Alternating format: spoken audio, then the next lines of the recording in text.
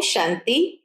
आज 3 अक्टूबर 2023 के बाबा के अनमोल मधुर महावाक्य सुनेंगे। आज की मुरली में बाबा हम बच्चों को बैलेंस सिखाते हैं कि किस तरह गृहस्थ व्यवहार में रहते हुए तोड़ भी निभाना है, किसी से नफरत नहीं करनी है, लेकिन कमल फूल समान पवित्र भी जरूर बनना है। साथ ही साथ बाबा कहे, जब तुम्हारे ऊपर माया की कोई ग्रहाचारी नहीं बैठेगी और तुम्हारी लाइन बाबा के साथ क्लियर हो जाएगी, तब सारी दुनिया के अंदर वाह वाह का डंका बजेगा, विजय का डंका बजेगा। अभी तो बच्चों के ऊपर ग्रहाचारी बैठती जाती है, विघ्न पड़ते रहते हैं। इसीलिए बाबा कहे, जब सेवा पर निकलते हैं तो 3 पैर पृथ्वी भी नहीं मिलती, लेकिन एक समय आएगा जब तुम सारे विश्व के मालिक बन जाओगे।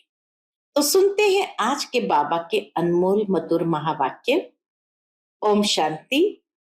मीठे बच्चे, गृहस्थ व्यवहार में रहते सबसे तोड़ निभाना है, नफरत नहीं करनी है, लेकिन कमल फूल के समान पवित्र जरूर बनना है। आज की मुरली से प्रश्न है, तुम्हारी विजय का डंका कब बजेगा? वाह वाह कैसे निकलेगी? उत्तर, अंत समय, जब तुम बच्चों पर माया की ग्रहाचारी बैठना बंद हो जाएगी, सदा लाइन क्लियर रहेगी, तब वाह वाह निकलेगी, विजय का डंका बजेगा। अभी तो बच्चों पर ग्रहाचारी बैठ जाती है, विघ्न पड़ते रहते हैं, 3 पैर पृथ्वी के भी सेवा के लिए मुश्किल मिलते हैं, लेकिन वह भी समय आएगा जब तुम बच्चे सारे विश्व के मालिक होंगे। बाबा नशा चढ़ाते हैं कि वो भी समय आएगा जब तुम सारे विश्व के मालिक होंगे। आज की मुरली से पहले गीत है, धीरज धर मनवा, तेरे सुख भरे दिन आए कि आए। ओम शांति।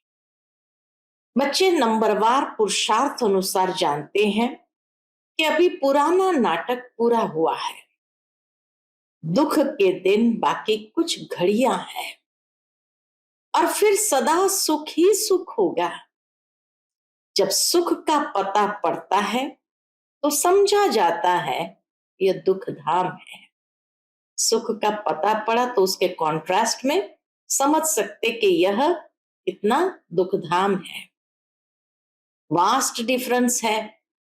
अभी सुख के लिए तुम पुरुषार्थ कर रहे हो। बाबा कहे वास्ट डिफरेंस है, माना बहुत बड़ा अंतर है सुख और दुख में। अभी सुख के लिए तुम पुरुषार्थ कर रहे हो, समझते हो यह दुख का पुराना नाटक पूरा हुआ। सुख के लिए अब बाप दादा की श्रीमत पर चल रहे हैं। कोई को भी समझाना बहुत सहज है। अभी बाबा के पास जाना है, बाबा लेने लिए आया है। गृहस्थ व्यवहार में रहते कमल फूल समान पवित्र हो रहना है, तोड़ जरूर निभाना है। अगर तोड़ नहीं निभाते हो तो जैसे सन्यासियों मिसल हो जाते हैं, वह तोड़ नहीं निभाते हैं। एक बार निकले, घर छोड़ा सो छोड़ा सदा के लिए। तो उनको निवृत्ति मार्ग हठ योग कहा जाता है। सन्यासियों द्वारा जो सिखलाया जाता वह है हठ योग। हम राजयोग सीखते हैं जो भगवान सिखलाते हैं। भारत का धर्म शास्त्र है ही गीता। दूसरों का धर्म शास्त्र क्या है, उनसे अपना कोई ताल्लुक नहीं, कोई संबंध नहीं। तुम अभी गृहस्थ व्यवहार में रहते एक बार सन्यास करते हो, फिर 21 जन्म उसकी प्रारब्ध पाते हो। उनका है हद का सन्यास और हठ योग, तुम्हारा है बेहद का संन्यास और राजयोग। इतना अंतर है। वह तो गृहस्थ व्यवहार छोड़ देते हैं, राजयोग का तो बहुत गायन है। राजयोग में हम गृहस्थ व्यवहार को छोड़ते नहीं, रहते भी है लेकिन कमल फूल समान।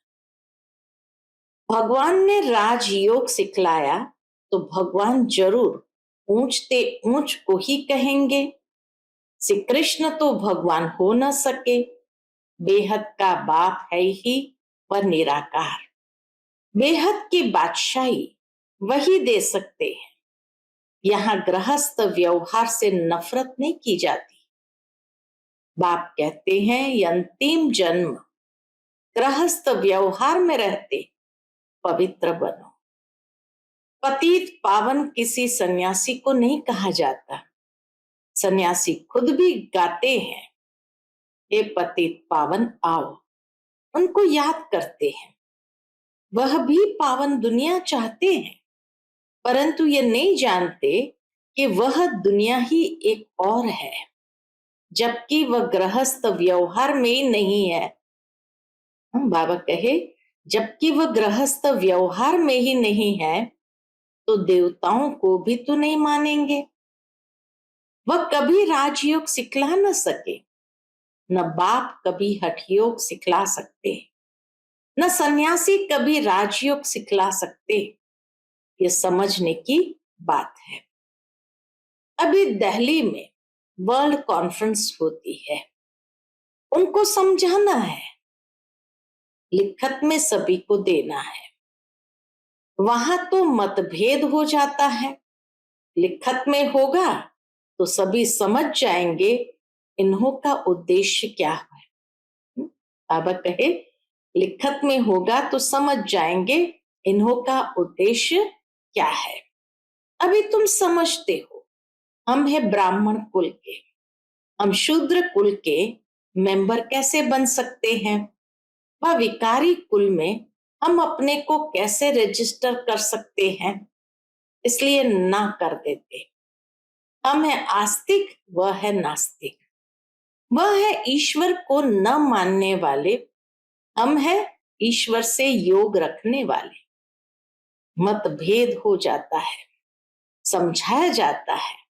जो बाप को नहीं जानते वह नास्तिक है, तो बाप ही आकर के आस्तिक बनाएंगे। बाप का बनने से बाप का वर्षा मिल जाता है। यह बड़ी गुह्य बातें हैं। पहले पहले तो बुद्धि में यह बिठाना है कि गीता का भगवान परम पिता परमात्मा है। उसने ही आदि सनातन देवी देवता धर्म स्थापन किया। भारत का देवी देवता धर्म ही मुख्य है। भारत खंड का कोई तो धर्म चाहिए ना। अपने धर्म को भूल गए हैं। यह भी तुम जानते हो कि ड्रामा अनुसार भारतवासियों को अपना धर्म भूल जाना है, तब तो फिर बाप आकर के स्थापन करे, नहीं तो फिर बाप आए कैसे। कहते हैं जब जब देवी देवता धर्म प्रायलोप हो जाता है तब मैं आता हूं। प्रायलोप जरूर होना ही है। कहते हैं ना बैल की एक टांग टूट गई है, बाकी 3 टांग पर खड़ा है, तो मुख्य है ही 4 धर्म। अभी देवता धर्म की टांग टूटी पड़ी है, यानी वह धर्म गुम हो गया है। इसीलिए बड़ के झाड़ का मिसाल देते हैं कि इसका फाउंडेशन सड़ गया है, बाकी टाल टालियां कितनी खड़ी है, तो इसमें भी फाउंडेशन देवता धर्म है ही नहीं। ये मनुष्य सृष्टि रूपी झाड़ में भी इस समय देवता धर्म का फाउंडेशन है ही नहीं। बाकी सारी दुनिया में मठ पंथ आदि कितने हैं। तुम्हारी बुद्धि में अभी सारी रोशनी है। बाप कहते हैं तुम बच्चे इस ड्रामा को जान गए हो। अब यह सारा झाड़ पुराना हो गया है। कलयुग के बाद सतयुग जरूर आना है। चक्र को फिरना जरूर है, बुद्धि में ये रखना है, अब नाटक पूरा हुआ है, हम जा रहे हैं। चलते फिरते उठते बैठते भी याद रहे, अब हमको वापस जाना है। मन मना भव मध्याजी भव का यही अर्थ है। कोई भी बड़ी सभा में भाषण आदि करना है तो यही समझाना है। क्या समझाएंगे? परम पिता परमात्मा फिर से कहते हैं, ये बच्चे, देह सहित देह के सब धर्म त्याग, अपने को आत्म समझ, बाप को याद करो तो पाप खत्म होंगे। मैं तुमको राजयोग सिखलाता हूं। गृहस्थ व्यवहार में रहते कमल फूल समान बन मुझे याद करो, पवित्र रहो, नॉलेज को धारण करो। बाबा को याद करो, पवित्र रहो और नॉलेज को धारण करो। अभी सब दुर्गति में है। सतयुग में देवताएं सदगति में थे, फिर बाप ही आकर सदगति करते हैं। सदगति माना श्रेष्ठ गति, और श्रेष्ठ गति में हमारी क्वालिफिकेशन क्या होगी? सर्वगुण संपन्न, 16 कला संपूर्ण, संपूर्ण निर्विकारी, मर्यादा पुरुषोत्तम। यह है सदगति के लक्षण। ये कौन देते हैं? बाप। ऐसी सदगति बाप हमें देते हैं। उनके फिर लक्षण क्या है? देने वाले के लक्षण क्या है? वह ज्ञान का सागर है, आनंद का सागर है, उनकी महिमा बिल्कुल अलग है। ऐसे नहीं कि सब एक ही है। एक बाप के बच्चे सभी आत्माएं हैं, प्रजापिता के ही औलाद होते हैं। अब नई रचना रची जाती है। प्रजापिता की औलाद तो सब है, परंतु वे लोग इन बातों को जानते नहीं। ब्राह्मण वर्ण है सबसे ऊंच। भारत के ही वर्ण गाए जाते हैं। 84 जन्म लेने में इन वर्णों से पास करना होता है। ब्राह्मण वर्ण है ही संगम युग पर। संगम युग पर ब्राह्मण वर्ण, सतयुग में देवता वर्ण, त्रेता में क्षत्रिय वर्ण, द्वापर में वैश्य वर्ण और कलयुग में शूद्र वर्ण। तुम बच्चे अभी स्वीट साइलेंस में रहते हो। ये साइलेंस सबसे अच्छी है। वास्तव में शांति का हार तो गले में पड़ा हुआ है। चाहते तो सब है शांति घर में जाए, परंतु ये रास्ता कौन बताए? शांति के सागर के सिवाय तो कोई बता न सके। टाइटल अच्छा दिया हुआ है, शांति का सागर, ज्ञान का सागर। श्री कृष्ण तो स्वर्ग का प्रिंस है। वह है मनुष्य सृष्टि का बीज रूप। शिव बाबा है मनुष्य सृष्टि का बीज रूप। कितना रात दिन का फर्क है। कृष्ण को सृष्टि का बीज कह नहीं सकते। सर्वव्यापी का ज्ञान तो ठहर न सके। बाप की महिमा अपनी है। वह सदैव पूज्य है। बाबा सदैव पूज्य है, कभी पुजारी नहीं बनता। ऊपर से पहले जो आते हैं वह पूज्य से पुजारी बनते हैं। सतयुग में जो आत्माएं परमधाम से उतरी पूज्य स्वरूप में, फिर धीरे धीरे द्वापर में आने के बाद वही पुजारी बनते हैं। पॉइंट्स तो ढेर समझाई जाती है। एग्जीबिशन में कितने आते हैं, परंतु कोटों में कोई ही निकलते हैं, क्योंकि मंजिल बड़ी भारी है। प्रजा तो ढेर बनती रहेगी। माला में आने वाले दाने कोटों में कोई ही निकलते हैं। नारद का भी मिसाल है। उनको कहा, तुम अपनी शक्ल देखो, लक्ष्मी को वरने लायक हो। प्रजा तो बहुत बननी है। बाबा कहे, प्रजा तो बहुत बननी है। राजा फिर भी राजा है। एक एक राजा को लाखों प्रजा रहती है। पुरुषार्थ तो ऊंच करना चाहिए। राजाओं में भी कोई बड़ा राजा, कोई छोटा राजा है। भारत में कितने राजाएं थे? सतयुग में भी बहुत महाराजाएं होते हैं। 8 गद्दी चलती है तो बाबा कहे बहुत महाराजाएं होते हैं। ये सतयुग से लेकर चला आया है। महाराजाओं को बहुत प्रॉपर्टी होती है, राजाओं को कम। यह है श्री लक्ष्मी नारायण बनने की नॉलेज। उसके लिए ही पुरुषार्थ चलता है। पूछते हैं लक्ष्मी नारायण का पद पाएंगे व राम सीता का? बाबा बच्चों से पूछते हैं कौन सा पद पाएंगे, लक्ष्मी नारायण का पद पाएंगे व राम सीता का? तो कहते हैं हम तो लक्ष्मी नारायण का ही पद पाएंगे, माँ बाप से पूरा वर्षा लेंगे। यह तो वंडरफुल बात है ना। और कोई जगह यह बातें है नहीं, ऐसा ज्ञान और कोई जगह मिलता नहीं, न कोई शास्त्र में है। अब तुम्हारी बुद्धि का ताला खुल गया है। बाप समझाते हैं चलते फिरते ऐसे समझो हम एक्टर्स हैं। अब हमको वापस जाना है। ये याद रहे, इनको ही मन मना भव मध्याजी भव कहा जाता है। बाप घड़ी घड़ी याद दिलाते हैं मैं तुमको वापस ले जाने आया। यह है रूहानी यात्रा। यह यात्रा बाप के सिवाय कोई करा न सके। भारत की महिमा भी बहुत करनी है। ये भारत होलीएस्ट लैंड है।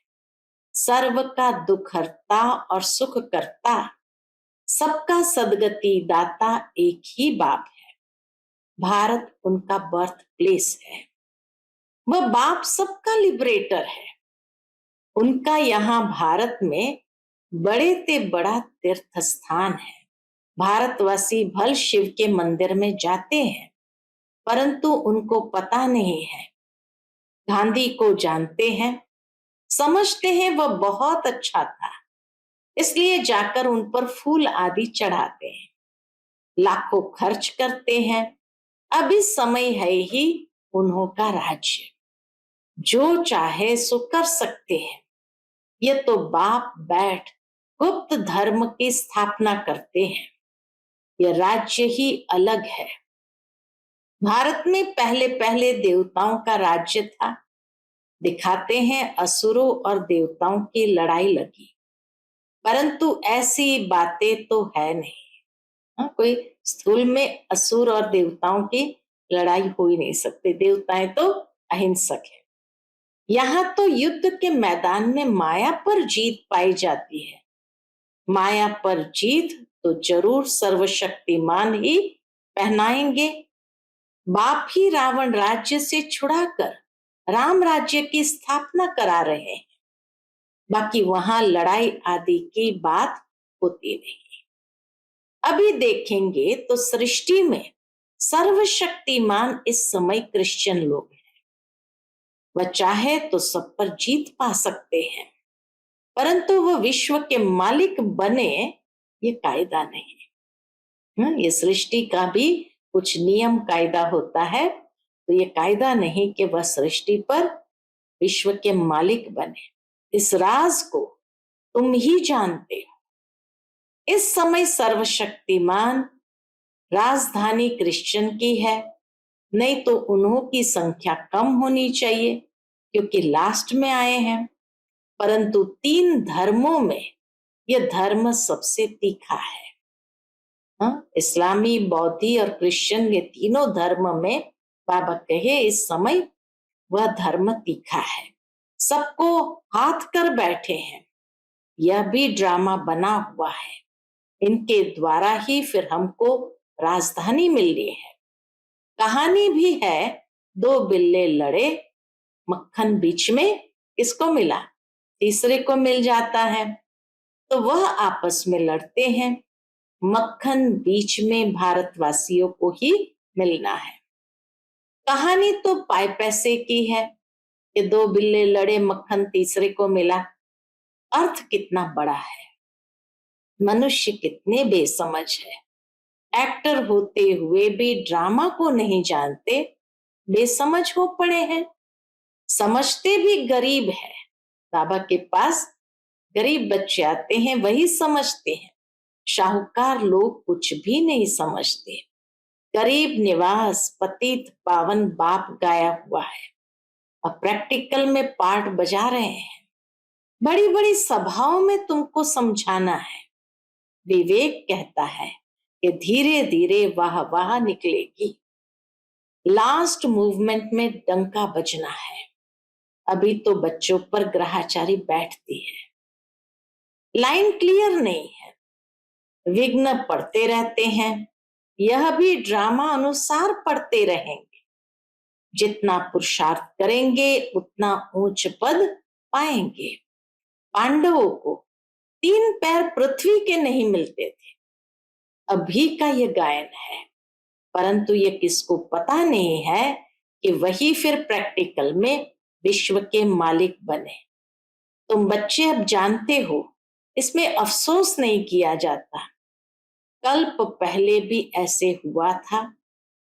ड्रामा के पट्टे पर खड़ा रहना चाहिए, हिलना नहीं चाहिए। अब नाटक पूरा होता है, चलते हैं सुखधाम। पढ़ाई ऐसी पढ़नी है जो ऊंच पद पाले। बाबा कहे पढ़ाई ऐसी पढ़नी है जो ऊंच पद पाले। अच्छा, मीठे मीठे सिकिलते बच्चों प्रति माता पिता बाप दादा का याद प्यार और गुड मॉर्निंग। रूहानी बाप की रूहानी बच्चों को नमस्ते। हम सभी रूहानी बच्चों की रूहानी माता पिता बाप दादा को याद प्यार, गुड मॉर्निंग और नमस्ते नमस्ते। शुक्रिया बाबा, शुक्रिया। आज की मुरली से धारणा के लिए मुख्य सार है। पहली पॉइंट, चलते फिरते अपने को एक्टर समझना है। ड्रामा के पट्टे पर अचल रहना है। बुद्धि में रहे कि अभी हम वापस घर जाते हैं, हम यात्रा पर है। दूसरी पॉइंट, सद्गति के सर्व लक्षण स्वयं में धारण करने हैं। सद्गति के लक्षण कौन से सुनाए? सर्वगुण संपन्न, 16 कला संपूर्ण बनना है। आज का बाप दादा का मधुर वरदान हम बच्चों के प्रति है। संगम युग पर श्रेष्ठ मत द्वारा श्रेष्ठ गति को प्राप्त करने वाले प्रत्यक्ष फल के अधिकारी भव। संगम युग पर श्रेष्ठ मत द्वारा श्रेष्ठ गति को प्राप्त करने वाले प्रत्यक्ष फल के अधिकारी भव। संगम युग पर श्रेष्ठ मत के आधार पर जो श्रेष्ठ कर्म करते हो उसका प्रत्यक्ष फल अर्थात सफलता अभी ही प्राप्त होती है। इसलिए कहते हैं जैसी मत वैसी गत। वो लोग समझते हैं मरने के बाद गति मिलेगी, लेकिन आप बच्चों को इस अंतिम मरजीवा जन्म में हर कर्म की सफलता का फल अर्थात गति प्राप्त होने का वरदान मिला हुआ है। बाबा कहे आप बच्चों को इस अंतिम मरजीवा जन्म में हर कर्म की सफलता का फल अर्थात गति प्राप्त होने का वरदान मिला हुआ है। आप भविष्य के इंतजार में नहीं रहते, अभी अभी करते और अभी अभी प्राप्ति का अधिकार मिल जाता। इसको ही कहते हैं रचयिता का रचना से सच्चा प्यार। आज का स्लोगन है दृढ़ संकल्प से हर कदम में बाप को फॉलो करने वाले ही संपन्न बनते हैं।